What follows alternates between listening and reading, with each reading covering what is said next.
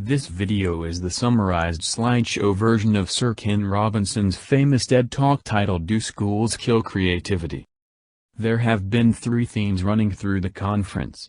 One is the extraordinary evidence of human creativity in all of the presentations that we've had. The second theme is that it's put us in a place where we have no idea what's going to happen, in terms of the future. And the third is the really extraordinary innovative capacities that children have. And my contention is, all kids have tremendous talents.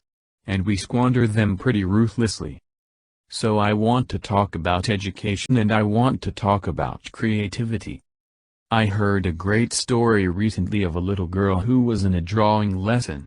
She was 6 and she was at the back, drawing, and the teacher said this little girl hardly ever paid attention. And in this drawing lesson she did.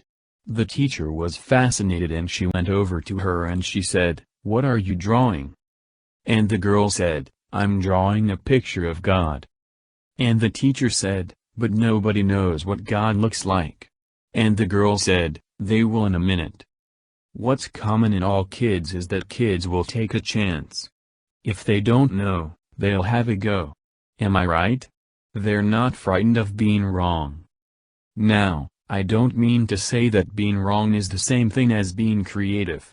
What we do know is, if you're not prepared to be wrong, you'll never come up with anything original. And by the time they get to be adults, most kids have lost that capacity. They have become frightened of being wrong. And we run our companies like this, by the way. We stigmatize mistakes. And we're now running national education systems where mistakes are the worst thing you can make. Picasso once said all children are born artists. The problem is to remain an artist as we grow up. I believe this passionately, that we don't grow into creativity, we grow out of it. Or rather, we get educated out of it. So why is this? But something strikes you when you move to America and when you travel around the world. Every education system on earth has the same hierarchy of subjects. Everyone. Doesn't matter where you go. You'd think it would be otherwise, but it isn't. At the top are mathematics and languages, then the humanities, and the bottom are the arts. Everywhere on earth. And in pretty much every system too, there's a hierarchy within the arts.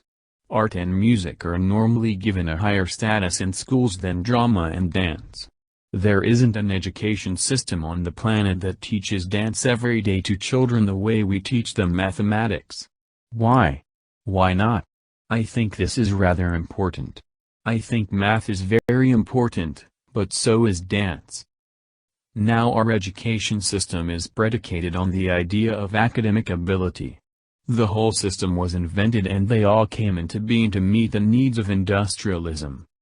So the hierarchy is rooted on two ideas. Number one, that the most useful subjects for work are at the top. So you were probably steered benignly away from things at school when you were a kid, things you liked, on the grounds that you would never get a job doing that. Is that right? Don't do music, you're not going to be a musician. Don't do art, you won't be an artist. Benign advice, now, profoundly mistaken. The whole world is engulfed in a revolution. And the second is academic ability, which has really come to dominate our view of intelligence, because the universities designed the system in their image. If you think of it, the whole system of public education around the world is a protracted process of university entrance. And the consequence is that many highly talented, brilliant, creative people think they're not, because the thing they were good at school wasn't valued, or was actually stigmatized.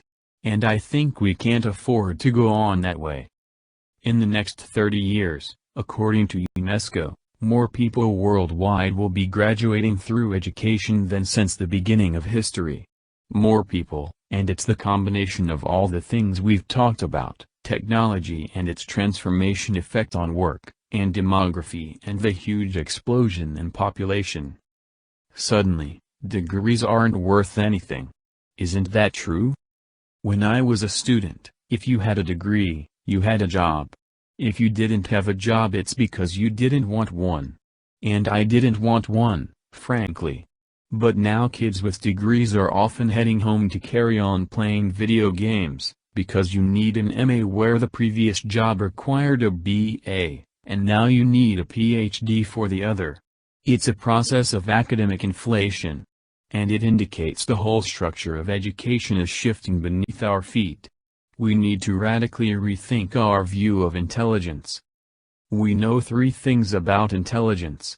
1. It's diverse. We think about the world in all the ways that we experience it. We think visually, we think in sound, we think kinesthetically. We think in abstract terms, we think in movement. Secondly, intelligence is dynamic. If you look at the interactions of a human brain, intelligence is wonderfully interactive. The brain isn't divided into compartments. In fact, creativity more often than not comes about through the interaction of different disciplinary ways of seeing things.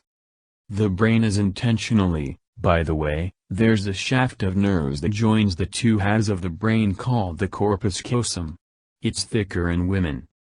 And the third thing about intelligence is, it's distinct. We have to rethink the fundamental principles on which we're educating our children. There was a wonderful quote by Jonas Salk, who said, "If all the insects were to disappear from the earth, within 50 years all life on earth would end. If all human beings disappeared from the earth, within 50 years all forms of life would flourish." And he's right. What TED celebrates is the gift of the human imagination. We have to be careful now that we use this gift wisely and that we avert some of the scenarios that we've talked about. And the only way we'll do it is by seeing our creative capacities for the richness they are and seeing our children for the hope that they are. And our task is to educate their whole being, so they can face this future. By the way, we may not see this future, but they will. And our job is to help them make something of it. Thank you very much.